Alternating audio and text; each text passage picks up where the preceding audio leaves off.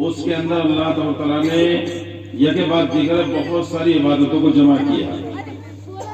رمضان کا روزہ ایک عبادت ہے، تراویح اس میں دوسری عبادت ہے، اسی طریقے سے قرآن کا سننا تیسری عبادت ہے، اسی طریقے سے رمضان کے مبارک مہینے میں لیلۃ القدر کا آنا یہ چوتھی عبادت ہے، رمضان کے مبارک مہینے میں مالدار زکوٰۃ نکالتے ہیں پانچویں عبادت ہے، صدقہ فطر ادا کرتے ہیں یہ چھٹی عبادت ہے۔ یعنی ایک طریقے سے اللہ نے عبادات کی لائن لگائی ہے۔ میں سب اللہ سے پوچھتا ہوں کہ ان کا مطلب اور مقصد کیا ہے؟ اللہ تبارک و تعالیٰ نے آخری عبادت ہم کو کیوں دی ہے؟ یا اگر سب سے آگے بڑھ کر کے ایک سوال اور کر سکتے ہیں کہ ہمارا دنیا میں آنے کا مقصد کیا ہے، یہ بتا دیں۔ بچوں کی تعلیم دنیاوی اور دینی، ان کا مقصد کیا ہے؟ ان ہمارے نونہار بچوں کا محنت و مجاہدہ کرنے کا مقصد کیا ہے؟ میں ماں باپ سے سوال کرتا ہوں کہ وہ اپنا بچہ اور بچیوں کو اسکول سے ہٹا کر مدرسے میں کیوں بھیجا جا رہا ہے؟ ہر ایک آدمی اپنے ذہن کے اندر اس سوال کا جواب سوچے کہ اس کا آخر نچوڑ ہے کیا؟ ان تمام محنت اور مجاہدوں کا مقصد کیا ہے؟ میں آپ سے بھی سوال کرتا ہوں، حضرت والا سے بھی کرتا ہوں، ہمارے حاجی صاحب ہیں، آپ بھی ہیں، سب ہیں۔ نماز کا مطلب، روزے کا مطلب، زکوٰۃ کا مطلب، بچوں کی تعلیم کا مطلب۔ اگر تعلیم کے اوپر جائیں تو میں دو لفظوں کے اندر کہوں گا کہ یہ جو چھوٹے چھوٹے بچوں نے اسٹیج کے اوپر آ کر، چاہے انہوں نے اپنے الفاظ کو صحیح ادا نہ کیا ہو، لیکن کلمہ پڑھا، لا الہ الا اللہ، سبحان اللہ کہا، الحمدللہ کہا، انہوں نے وضو اور غسل کے فرائض بیان کیے، انہوں نے مکالمات کی شکل کے اندر، اور انہوں نے اپنے معاشرے کا ڈھنگ اور طریقہ بیان کیا ہے۔ یہ تمام چیزیں دنیا کی بڑی سے بڑی ڈگری کے سامنے آ جائیں تو ایک چھوٹے سے معصوم بچے کے کلام کا مقابلہ نہیں کر سکتے۔ اگر ہم دنیا کی ڈگریوں کو لینے جائیں، ایک آدمی نے ایم اے کیا، بی اے کیا، بی ایڈ کیا، اس کے بعد میں ایک آدمی ڈاکٹر کی کرسی کے اوپر فائز ہوا، ایک آدمی کلکٹر کی کرسی کے اوپر چڑھا، ایک آدمی دنیا کے بڑے عہدے کے اوپر جا کر وزیر اعظم بنا، ایک مکھ منتری بنا۔ لیکن میں یہ کہتا ہوں کہ جس نے کلمہ توحید لا الہ الا اللہ کا اقرار کیا اور اس کے تحت میں زندگی گزاری، وہ آج کے وزیر اعظم اور مکھ منتری سے بڑا ہوا ہے۔ کیونکہ اصل میں علم جس کے اوپر اطلاق ہوتا ہے وہ علم نہیں ہے کہ جو ایٹم بم چلا کر کے کنٹریوں کو برباد کر رہا ہے، وہ علم ہو ہی نہیں سکتا۔ علم وہ ہے کہ جو انسان کو انسانیت سکھائے، ہمدردی سکھائے، انسان کے اندر آپس میں اخوت مروت سکھائے، آپس کی دشمنیاں ختم کرنا سکھائے، اس کا نام علم ہوتا ہے۔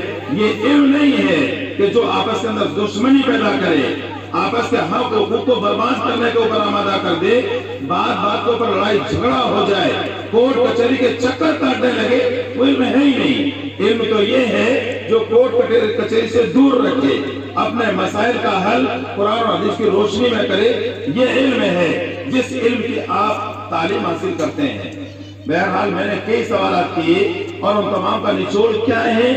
اگر آپ کے ذہن میں ہے تو بہت خوشی کی بات ہے، لیکن میں سب کا نچوڑ ایک لفظ میں بیان کرتا ہوں کہ ان تمام عبادات کا، تمام محنت اور مجاہدوں کا نچوڑ یہ ہے کہ اللہ ہم سے راضی ہو جائے، اور کوئی مقصد نہیں ہے، اللہ ہم سے راضی ہو جائے۔ مجھے ایک ملفوظات اس کے اندر یاد آیا، بہت بڑے ایک ہمارے بزرگ گزرے ہیں جو یوں مانیے کہ وقت کے ایک طریقے سے وہ مجید بھی ہیں، اور یوں کہیے کہ مسئلے مسائل نکالنے کے معاملے میں ایک تجدیدی علم ان کا مانا جاتا ہے۔ میری مراد ان سے شیخ یونس جون پوری رحمۃ اللہ علیہ ہیں۔ ان کا ایک ملفوظ کلی میرے سامنے آیا اور اس کے اندر انہوں نے بڑی عجیب و غریب بات لکھی۔ یہ اپنے پائے کے بزرگ ہیں، ایک دوسرے ایک عالم ہیں کہ جو شیخ زکریا رحمۃ اللہ علیہ کے شاگرد ہیں، وہ ان سے ملاقات کے لیے آئے اور آ کر کے کہا کہ حضرت مجھے آپ تھوڑی سی میری رہبری فرمائیں کہ مجھ سے اللہ ناراض ہے، کوئی ایسی شکل بتائیں کہ اللہ مجھ سے راضی ہو جائے۔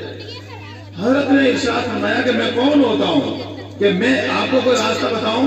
ارے مجھے میرا پتہ نہیں ہے کہ اللہ مجھ سے راضی ہے یا ناراض ہے، تو میں تجھے کون سا راستہ بتاؤں؟ انہوں نے کہا حضرت کوئی تو راستہ بتانا پڑے گا، آپ میری رہبری فرمائیں۔ انہوں نے کہا ہاں، ایک بات میرے ذہن میں آتی ہے، ہو سکتا ہے کہ اس کے ذریعے سے اللہ آپ سے راضی ہو جائے۔ انہوں نے ایک لفظ بیان فرمایا، میں آپ کی توجہ چاہتا ہوں، یعنی ہماری پوری زندگی کا نچوڑ یہ ہے کہ اللہ ہم سے راضی ہو جائے۔ تو شیخ یونس رحمۃ اللہ علیہ نے فرمایا کہ آپ اگر مدینے والے کو راضی کر لیں تو اللہ تعالیٰ آپ سے راضی ہو جائے گا۔ اور پھر اس کے بعد میں انہوں نے قرآن مجید کی ایک آیت تلاوت فرمائی، ان کنتم تحبون اللہ فاتبعونی یحببکم اللہ، اگر تم اللہ کو راضی کرنا چاہتے ہو تو میرے محبوب کی اتباع کر لو۔ میرے بھائیوں، شیخ صاحب نے شیخ زکریا رحمۃ اللہ علیہ کے شاگرد ان کے مرید کے لیے یہ فرمایا کہ میں آپ کو دو چیزوں کا حکم کرتا ہوں، اور میں بھی آپ کو آج کے اسٹیج سے اور اس کی ایک نصیحت دے کر کے جاتا ہوں، اگر یہ دو چیزیں ہم نے اپنا لی تو اللہ کی طرف سے کبھی امید ہے کہ سب سے پہلے اللہ کا محبوب راضی ہوگا اور ان کے سفر توفے میں اللہ ہم سے راضی ہو جائے گا۔ تو انہوں نے شیخ یونس رحمۃ اللہ علیہ نے اور ان شیخ رحمۃ اللہ علیہ کے شاگرد سے کہا کہ دو کام آپ کر لیں، اللہ کا حبیب آپ سے راضی ہوگا اور اس کی برکت سے اللہ تعالیٰ آپ سے راضی ہوگا۔ ایک یہ ہے کہ زیادہ سے زیادہ آپ اپنی زبان کے اوپر نبی علیہ السلام کے اوپر درود پاک کا عمل رکھیں۔ جب آپ کا موقع ملے، اللہم صلی علی محمد وعلی آل محمد کما صلیت علی ابراہیم، پورا درود پاک ہے، اور اگر کسی کو فرصت کم ہو تو زبان سے چھوٹے الفاظ کے اندر صلی اللہ علیہ وسلم پڑھتا رہے، یعنی درود پاک کی کثرت، یعنی اتنا درود پاک پڑھے تو اس کی زبان تر و تازہ رہے، جب اس کی زبان سے نکلے نبی علیہ السلام کے اوپر درود ہو۔ اور دوسری جو انہوں نے نصیحت فرمائی، کیونکہ اگر تم کو اللہ کو راضی کرنا ہے تو دوسری نصیحت یہ ہے کہ آپ کو موقع ہو یا نہ ہو، ضرورت ہو یا نہ ہو، نبی علیہ السلام کی سنت کے اوپر عمل کرنے کا جذبہ اور شوق پیدا کریں۔ آپ کو ضرورت نہیں ہے، آپ کو پیاس نہیں لگ رہی، لیکن آپ گلاس میں پانی بھرتے ہیں، اس کو بیٹھ جاتے ہیں اور گلاس کو دیکھ لیتے ہیں، 3 سانس میں پانی پیتے ہیں، شروع میں بسم اللہ پڑھتے ہیں، آخر میں الحمدللہ کہتے ہیں، لوگا ایک مرتبہ ایک گلاس پانی پینے میں تقریباً 7 سنتیں زندہ ہوتی ہیں۔ میرے بھائیوں، کوئی مائع کا علاج نہیں ہے کہ جو بغیر ارادے کے وہ کر سکتا ہے، ارادہ کر کے کریں۔ آپ پانی پی رہے ہیں، ہمارا نوجوان طبقہ چاہے گھر میں ہو یا باہر ہو، شادی میں ہو یا ہوٹل میں ہو، بوتل اوپر لگائی ہے اور گٹ گٹ پانی پی جاتا ہے۔ میرے بھائیوں، اگر تھوڑا سا ہوش کر کے اور یوں کہ سمجھے کہ میرے نبی کی سنت بیٹھ کر کے پینے کی ہے، چاہے وہ بوتل سے پی رہا ہو لیکن بیٹھ کر کے پینے میں ایک سنت زندہ ہوتی ہے۔